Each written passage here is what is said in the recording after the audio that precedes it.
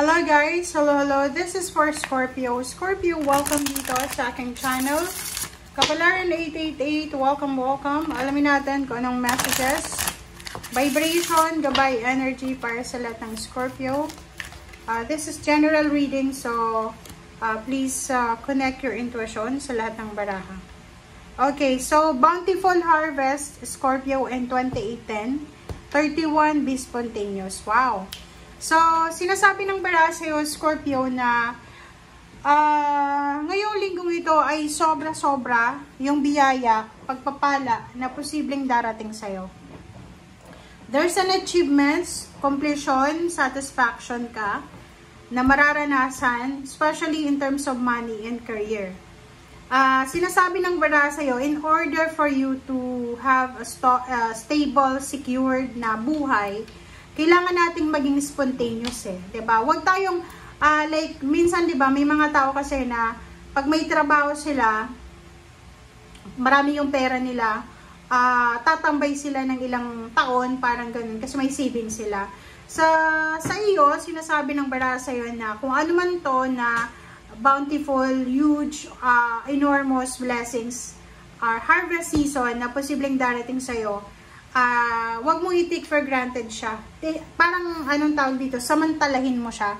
Okay? Samantalahin mo siya, Scorpio, na like for siya, habang kumikita ka, samantalahin mo siya na makapag-ipon ka, makapag-invest, or samantalahin mo yung bountiful harvest na to na, kumbaga, may magawa ka. Okay? Alright, so tingnan natin.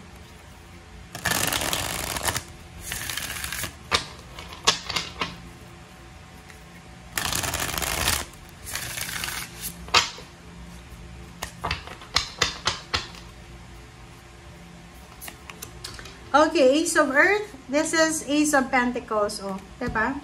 Is confirm. Sa linggong ito, pwedeng makatanggap ka ng lump sum of money. Parang gano'n. Maybe ang linggong ito ay 8, 9, 10, 11, 12, 13, 14. So, maybe salary week ito para sa inyo. Or yung inflow ng abundance money ay sobrang ganda. So, kung may business ka, sobrang napakaganda ng venture na to. And posibleng may contract signing, merong mga dokumento ka, importanteng dokumento na posibleng ayusin. Okay.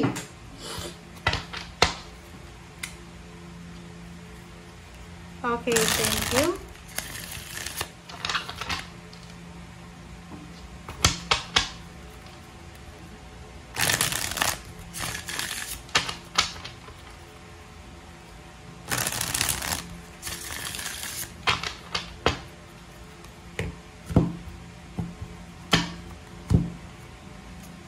Okay, so the Hierophant, the Sun, 8 of Pentacles, wow, High Priestess, and 5 of Swords. Sa ilalim mo ay 7 of Pentacles and Page of Wands. Okay, so Scorpio, nakikita mo ba to? Yung baraha mo? Kung ano man tong hinihintay mo, sinasabi ng baraha na simula sa linggong ito ay posibleng matatanggap mo siya ng sobra-sobra. Siksik, liglig, umaapaw yung blessings mo. And yung future mo dito, sinasabi ng baraha na huwag kang masyadong mag-iisip para sa future mo kasi maganda ang prediction ng future mo. Hierophant, sinasabi ng baraha na you are lucky because you are connected sa mga tao na parang ma-influensya sila. Influential na mga tao. You're lucky because may mga tao sa paligid mo na protektado ka, guided ka. And nakikita ko siya dito sa trabaho to. So, sinasabi ng baraha na to na kung ano man ang ginagawa mo, mapa-business man yan or trabaho, sobrang nag-e-enjoy ka. Kumbaga, satisfying yung trabaho mo. Kung ano yung trabaho mo, pwedeng hindi siya masyadong mabigat na trabaho, at the same time, kumikita ka ng malaki. So, sobrang happiness, sobrang happiness, sobrang contentment, sobrang satisfaction ang matatanggap mo or mararamdaman mo because of satisfaction.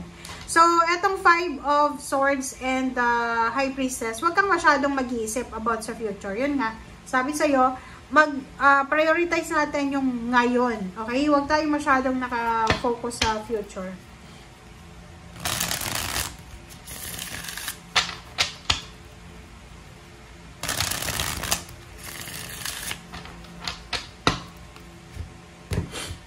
Okay.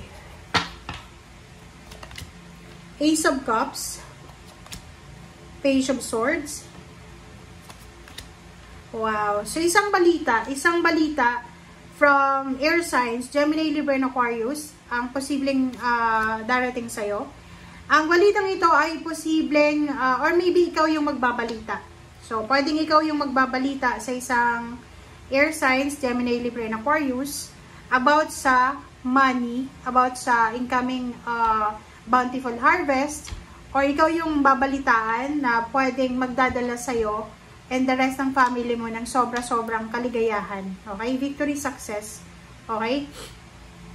So, dito, sa barahang to, sinasabi ng Ace of Cups tsaka Page of Swords na to na sobra-sobrang magiging masaya ka. Sobrang happiness. Sobrang contentment talaga. In terms of emotion, aapaw yung cups mo. Hindi lang pera yung aapaw sa'yo, pati yung puso mo, punong-puno ng kaligayahan. And yung Queen of Swords dito, plus 2 of Swords, and sa ilalim mo dito is 8 of Cups, sinasabi ng baraha sa'yo dito na may direksyon na tinataha ka regarding sa pamilya or sa trabaho or negosyo, na talagang ano siya, fulfilling siya. So, tingnan natin. 'Di ba? Money. 'Di ba? So, kung makikita mo 'to, maraming mga tao yung susuporta sa iyo sa usaping pera. Maraming susuporta sa iyo sa usaping emotion. So, sobrang lucky. Sobrang lucky, sobrang parang ano, yun nga, swerte. Swerte ka. Kumbaga, nakita natin sa sarili mo for the past few weeks na the universe is parang direkta na i-bless ka talaga niya.